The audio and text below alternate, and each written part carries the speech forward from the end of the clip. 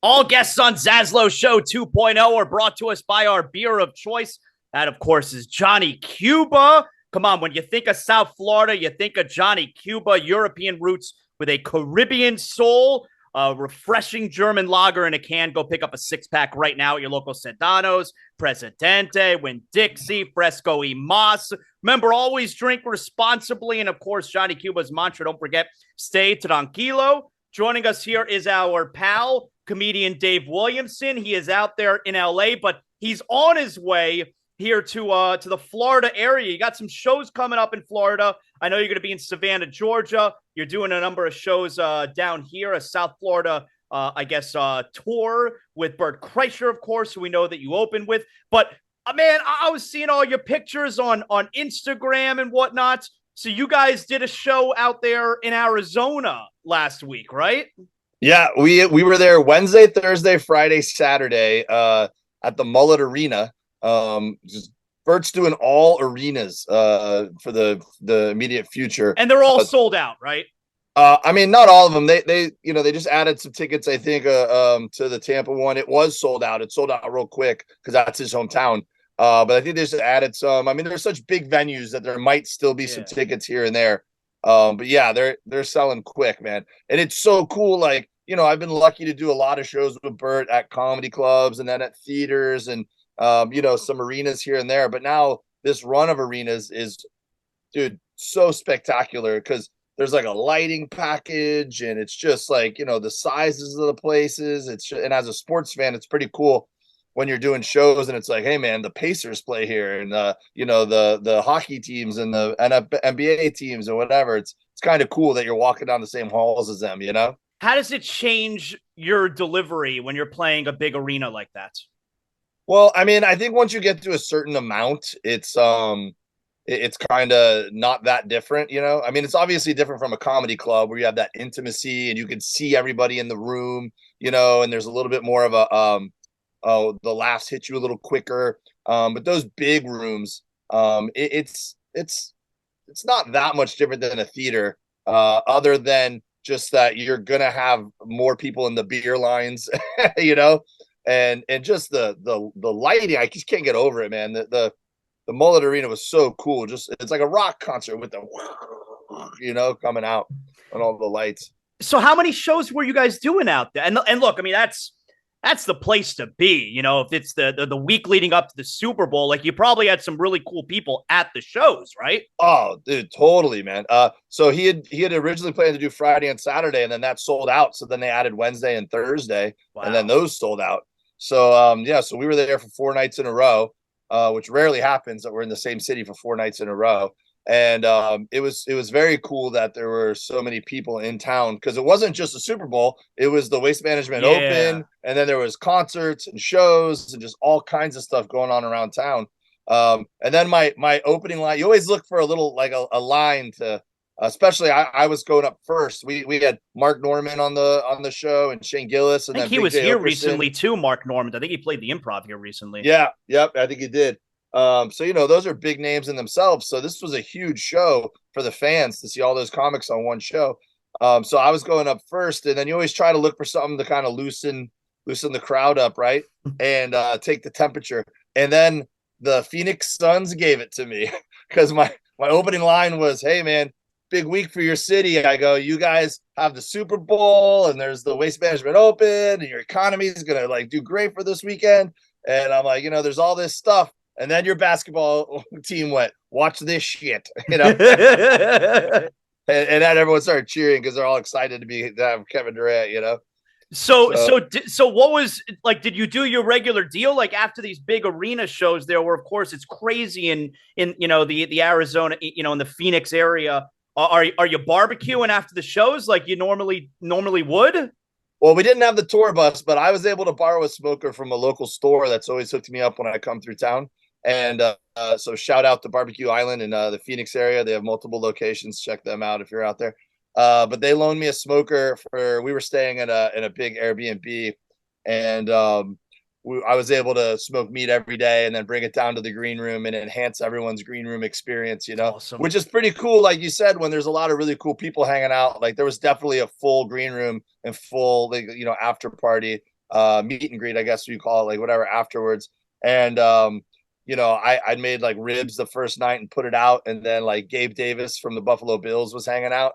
And I don't like to be that guy and like run up to people, whatever. But then all of a sudden, you just hear him go like, where did these ribs come from, right?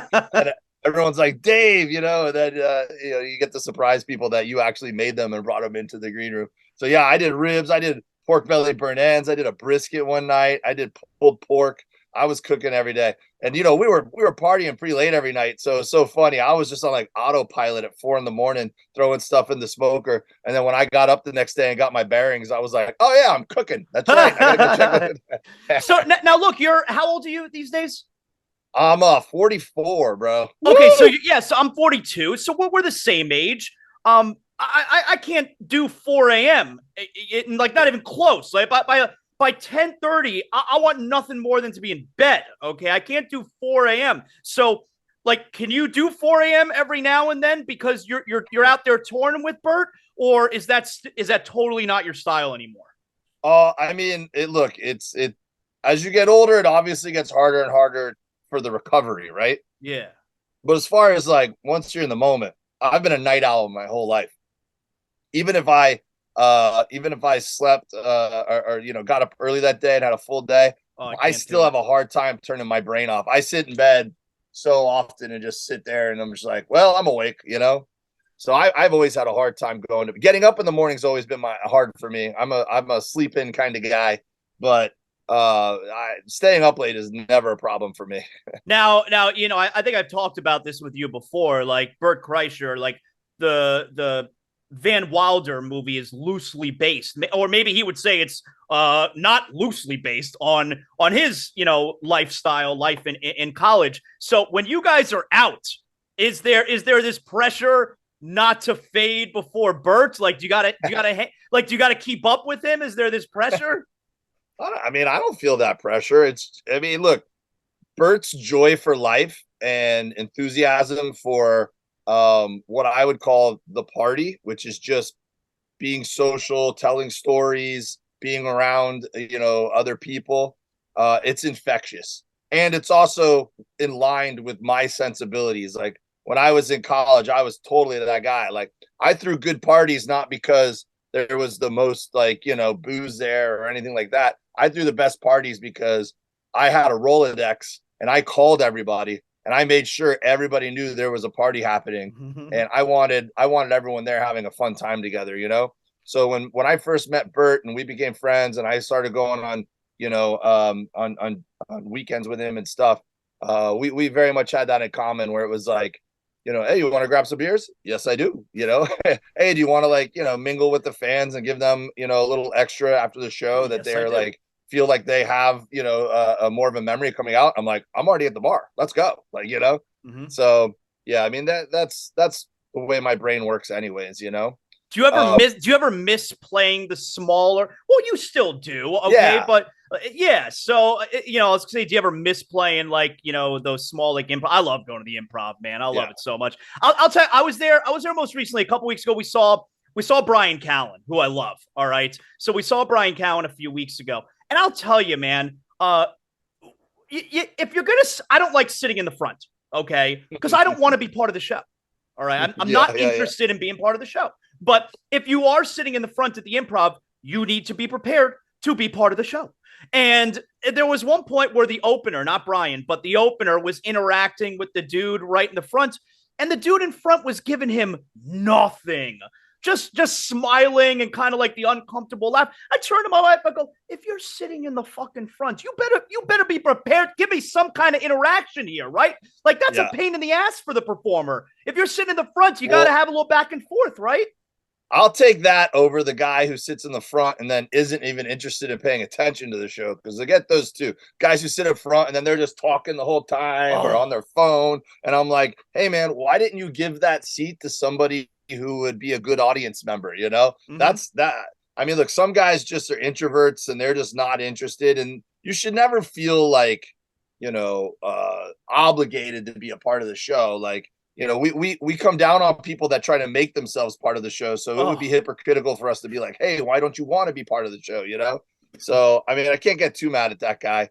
But yeah, you think it wouldn't be that hard just to like answer a question, what do you do for a living? Yes. But who knows? Who knows? I mean, I do love working the comedy clubs. I mean, obviously the theaters and the arenas, and I've been blessed to go experience a lot of that with Bert the past few years. But it's obviously great to go back and work the comedy clubs, and the material hits a little different, and it's a cool point in my career, Zaz, because I came up through that system in the South Florida improvs, and I moved out here. And then you got to get used to just doing spots around town where instead of doing 30 minutes opening for somebody, you're doing tight 7 to 8 minutes. And it's got to be real punchy because they just got done seeing 6 of the best comics in the world. And, you kind of work that. And then you got to figure out where can I make money, and how do I go on the road? And you work maybe like when you start headlining, you're working you're either headlining the lower end clubs or you're opening for guys in the higher end clubs. And every now and then you get a one nighter. And just with I don't know, the visibility I've gotten the past few years from being with Bert, which has been a real blessing. Now my push is to try to headline the bigger clubs. So I got to headline the Chicago Improv recently. I got to go headline Zanies in Nashville and Stand Up Live in Huntsville. And like, I'm just trying. And actually in Phoenix, I got to headline one of their big clubs, and I'm going back later this year. So for me, man, it's just a really cool point in my career where, I'm getting those opportunities now to work those bigger clubs and to see my name on the marquee, and be like on the calendar with some of those guys that I've looked up to for so long. And, it's fun, man. It's fun. Did you run into anyone that caught your eye when you were around town in Arizona, maybe out to dinner, or you were getting drinks? Like, oh shit, look who that is right over there. Like, tell me some of those guys you ran into. Well, we were in the circles, man. Like we at the shows, a ton of NFL guys came by. The first night, the entire offensive line of the Kansas City Chiefs came in. And really? Yeah. And dude, let me tell you, I've met plenty of athletes when I was in the car business in South Florida, and just being in the entertainment industry. I've met plenty of athletes over the years. These dudes walked in, and I was like, these are the biggest dudes ever. Bryant McKinney's the biggest guy I've ever met in my life, right? Yeah. And these guys walked in, and it was like 12 Bryant McKinneys.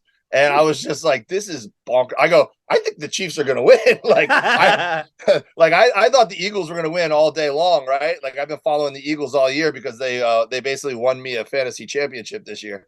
And the Kansas City Chiefs, I was like, dude, I know all offensive linemen are big in the NFL. These dudes are huge. And they were all cool, super cool. And then like Christian McCaffrey came through one night, and Taylor Heinicke, and Gabe Davis, and Spencer Brown from the Bills, who's also a giant man. So it was cool, man, meeting all those NFL guys. And they were all so cool, man. They were all so down to earth and just interesting dudes to hang out with. And they all love the barbecue. Awesome. That is cool, man. Yeah. And then Guy Fieri came by the house and shot a segment with Bert. So we got to meet Guy and his son, Hunter, who was really cool to talk to for a minute. And then we went to Drake's party, and I went, me and Mark. Yeah, it was wild. It was in an airplane hangar in the middle of nowhere. And TMZ's out front and stuff. And so it was pretty crowded. And so me and Mark Norman sneaked to go to the bathroom. And then when we're walking back to where our crew was, like it's kind of tight when you're in the nightclub and you got to move sideways to get to the crowd a little bit. And I'm going through the crowd and I'm up against somebody and I hear a voice and I turn like this and I'm like face to face with Michael Irvin. I'm like, what's up, playmaker? And I just keep walking. I did that one time at a Super Bowl party, literally like that, walking side by side, and then you end up being face to face. And I was face to face with Mike Tyson. Like, all right, I didn't bump into you. I'm just moving along right here. Yeah, you better be careful what you say in that instance. Yeah, we're good. Was that your first like experience in like the whole Super Bowl foray? Have you ever done like Super Bowl weekend before? So I've been to one Super Bowl before. It was in Miami. My wife grew up in Indianapolis. My wife's a huge Colts fan, right? And when she was pregnant with our first son, that's when the Colts were playing the Bears. Yeah. And it's like 06-ish maybe. Does that sound right? Yeah, right around there. So we were thinking about going, and she was just so pregnant. And I was like, one, we probably shouldn't drop that kind of money right now. We're about to have a kid. And two, like, are you going to have fun at the game when you're like this pregnant, And then we were glad we didn't go because it rained the whole time and wouldn't want her out in the rain the whole time. But we were sad we missed them winning, And so when the Colts made it back a few years later and it was in Miami again, we were like, dude, we cannot miss this. So we were able to get, So we were able to get 2 tickets, right, to go. We're all excited to go. And then on Friday night, late Friday night, man, I kept having this pain, right? And finally I couldn't take it anymore. So Friday night I went to urgent care and they were like, oh, you have to have your gallbladder out. And I was like, oh man. And my wife had actually her gallbladder out a few years earlier. And I know some other people that have had it out, and it's always been like emergency surgery for every story I've heard. So I'm like, do I have to have it out like right now or can I wait because I have Super Bowl tickets? And they were like, well, I mean, if you could put up with the pain, you can have it whatever you want. Like, and I was like, all right, give me some pain pills. I'm going to see if I can wait till Monday. Right. So then by the time Sunday rolled around, I was dying, dude, because I couldn't eat anything fatty and it all sets it off. And it feels like someone's stabbing you, Oh. So I'm at this game and the only thing I could drink was I couldn't even have a beer or soda or anything. So I was going to the cocktail bar and I was just ordering straight vodka because I was like, that's the safest thing to have, that doesn't flare everything up. And then I was buying pretzels and I was knocking the salt off the pretzels and just eating the dough. And I'm just like hanging on for this game. And then dude, the Colts lost, which was a bummer enough, right?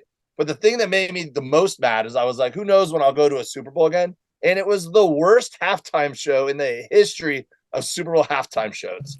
It was the who, by the way, I would be happy to see the Who if it was at a concert or a cool little venue or whatever, like in the right time and place. The Who's they're legendary. I would love to see them, but I don't want to see them during a halftime show in Miami when you have so many awesome musical, like between Pitbull and Gloria Estefan and J-Lo and Shakira and all the cool people you could have in Miami. You got the Who, and normally, like, even if you don't like the performer or the performance, normally the setup is just so cool. Fireworks and pageantry and all the special effects. They had some lights on the stage, and then they had like an announcement that said, during the song, when the Who sing the chorus, rotate your phone this way. When they go, hoo, hoo, hoo, rotate it this way. I'm like, I go, cool. We're the fireworks. We're the fireworks. They're putting us to work. Like, that's, So I was so mad. I've never forgiven the Who for that halftime show. So I was happy. I was so excited to go to this Super Bowl and be like, I hope this one's different and whatever. And even though I was pulling for the Eagles to win, it was an awesome game. It was an awesome game. But how about the halftime show? Did you stay in your seats for Rihanna?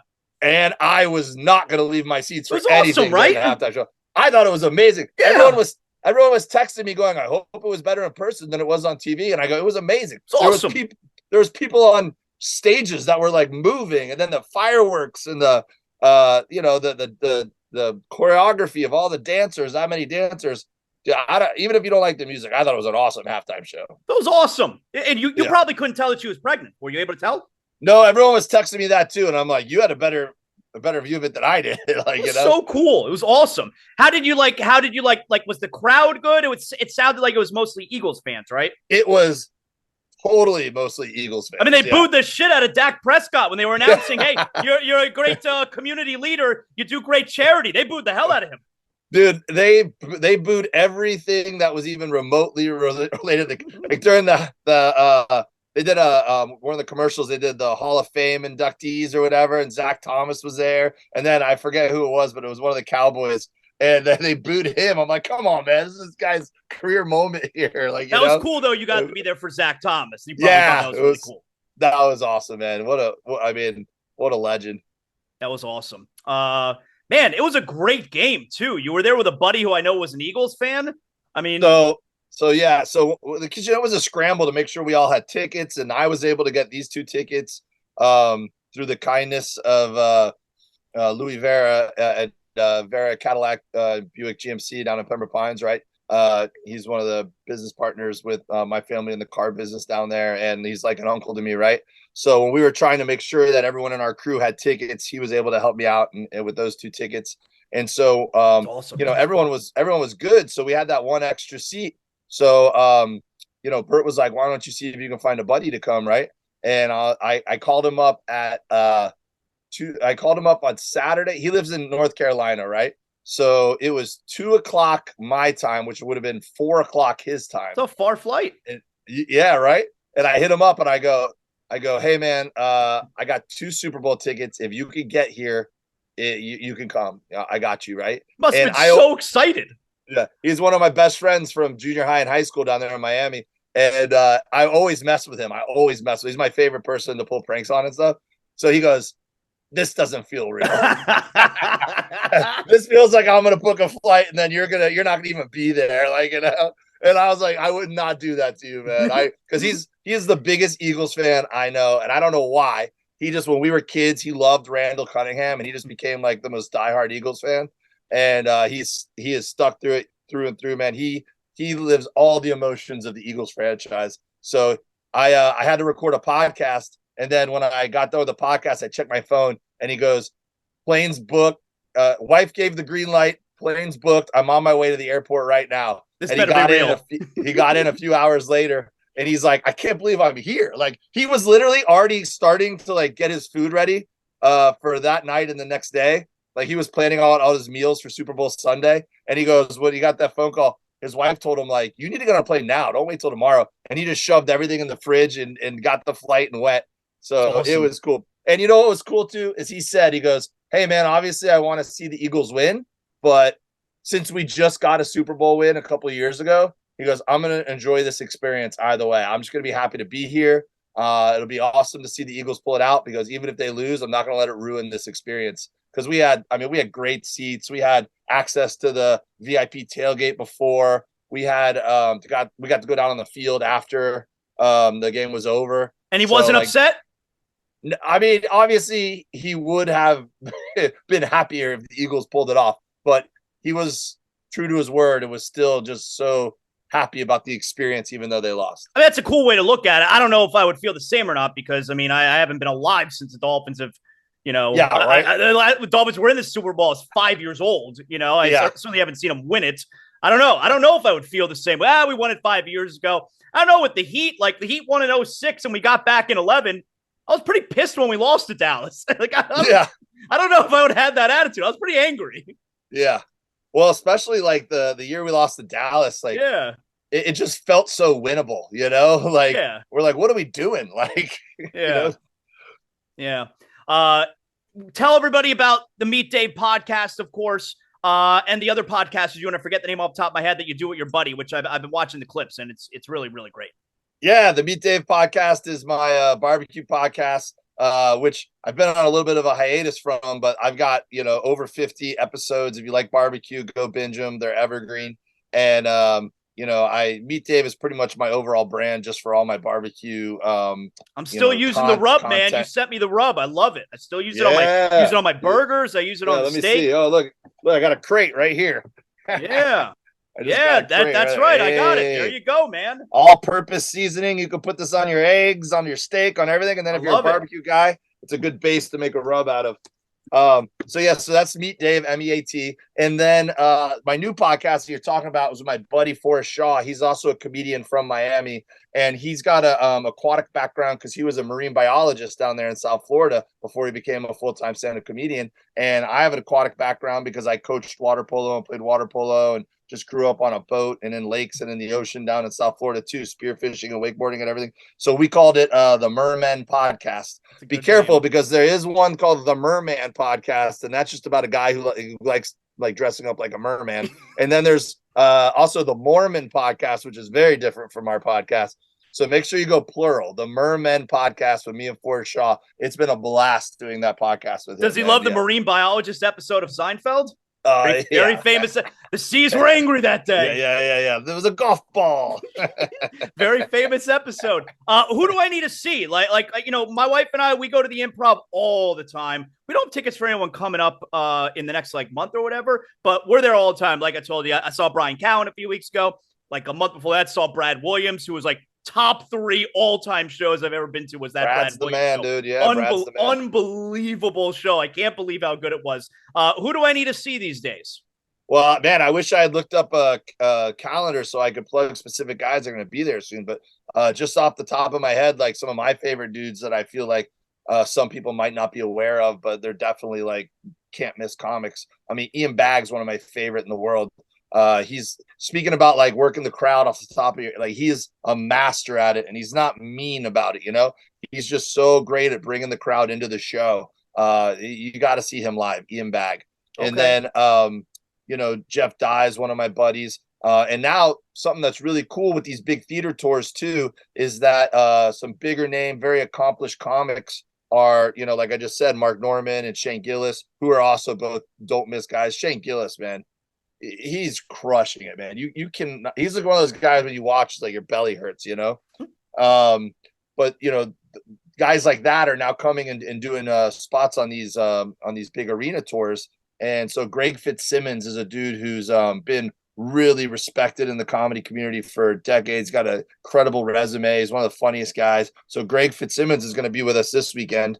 So he's a dude who, if he comes to South Florida, definitely check him out. When are we going to get you down here? I know you're doing Tampa and Orlando and Savannah with Burt coming up, but I mean, we can't. I know you did a show with Burt in Hollywood. I don't know. It was sometime last year. I couldn't make it. When are we going to get you down here in South Florida again, man? So I'm actually going to be down there sometime this year. I'm definitely coming later the year. It'll probably be September, and I'm gonna. Me and Forrest are going to come together. We're going to do a live podcast of the Mermen, and then we're going to do some co-headlining dates. But also I might come and work those South Florida improvs. I was just talking to them this past weekend. So hopefully, they give me a weekend at one of those, and I've headlined those before on one-nighters, and have you been to the new Dania one? It's a great new little place. No. Yeah, I've been to the Doral one. I've been to the good one too. Doral's good too. But not the Dania one. But hopefully I'll be back sometime this year to do a full weekend at one of those. Yeah, let's go, man. Real quick here, are you keeping up with the Heat? Yeah, I'm keeping up with the lack of news coming out about the Heat. I've been we were so busy, and that trade deadline day, my phone's just blowing up with Woj bombs, and I'm just like, when is something going to come through with the Heat? So I don't know. Is there even anyone out there in the buyout market like left, or? I mean, I don't know. Like, do you think it'd be fun if they signed Westbrook? Would that be fun? I don't know. It'd be something. It'd be something. I don't know. We're rooting for Tyler Hero this weekend in the 3-point shootout. That's what we're rooting for. The Heat have always been good at those, man. The 3-point and the I was saying on my show the other day, I think the Heat have the most all-time winners in the 3-point shootout. They have so many. Well, just between, the 3-point shootout, the dunk contest, and the skills competition, we always seem to have somebody who takes one of those every year, So, man, I don't know if I have any better sports memories, honestly. Like, forget about the Super Bowl and all these big cool things. And we're going to go to the Daytona 500 this weekend too while we're in town. Like, I've been lucky to get to go do some pretty cool stuff. But I don't know if I've ever been more excited than being in junior high, going over to my buddy's house. I went over to my buddy Pat's house, who I was just telling you about, went to the Super Bowl with me, and watching Harold Miner win his first slam dunk contest. It was like, well, we were that night, though, nuts. it was the same night. Miner won the dunk, and Glenn Rice won the 3-point shootout. It was the same night. Yeah. And, the Heat were a young franchise at the time, so just to have any sort of recognition it was cool. Like 90 – it was like 95, They weren't – made the playoffs like 2 times ever, They weren't any good. Yeah, that was an amazing night. Dude, we were sitting there just we were such big Harold Miner fans, and that just solidified it. We were like, this dude's going to be the next big thing. And I was just cleaning out all my baseball cards and showing them to my kids. And I have a stack of about 30 different Harold Miner cards. I just, and they're all in like the nice little cases to keep them pristine. So that'll just tell you all of them worth nothing. Yeah, basically. Isn't it weird, man? Like if there's a 25-year-old who's listening to us right now, listening to ZASLOW Show 2.0, they have no idea who Harold Miner is. That's weird, right? No, as a kid, I had a personal vendetta against Kevin Lockery because I was just like, you did this to him. You ruined his potential or whatever, Kevin Lockery, great name, great throwback name. Did we leave anything else? Did we leave anything out here, Dave? Is there anything else that we can plug? My Instagram at Dave W Comedy. Please check it out. The Mermen Podcast. Meet Dave. And yeah, I think that's it, man. Please come out and check out a show. I'm gonna be with Bert this weekend, like I said, and then I'm gonna be in Calgary. I'm gonna be in Grand Rapids in a few months. So check my full schedule at DaveWilliamsonComedy.com. You can also buy some all-purpose seasoning from that Oh, same it's so good. web So address. good. It's so good. I'm looking forward to seeing you. I mean, you're saying it's gonna be later in the year. That's fine. I'm looking forward to catching a show, man. It's been too long. Yeah, you've always been great about coming out and supporting Zaz, so you know you're always welcome. I always got 2 free tickets for you, buddy. You know that. Thank you, Dave. Awesome, man. Appreciate it. We'll talk again soon, dude. All right, pal.